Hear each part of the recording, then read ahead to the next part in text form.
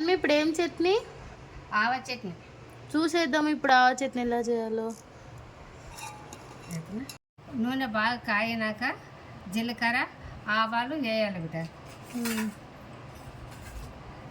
ఇవి ఎల్లిపాయలు వేయాలి చల్లగా అయినాక. కారం వేయాలి.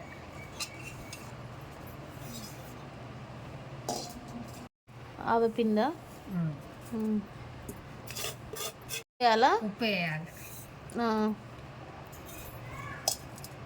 పసుపు వేసినాక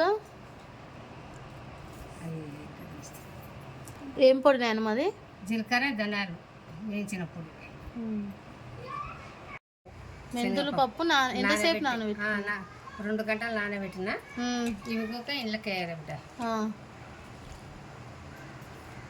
ఎందుకు వేయాలి నాన్న ఇవి? టేస్ట్ కోసం బాగుంటుందండి.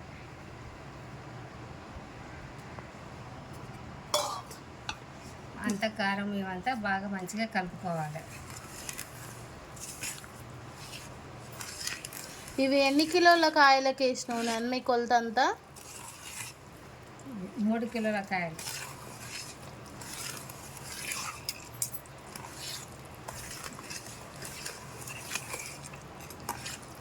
పోసిన కదా బిడ్డ, 1 గిన్నె పోసిన 4 గిన్నెల ఉప్పులు వేయాలి.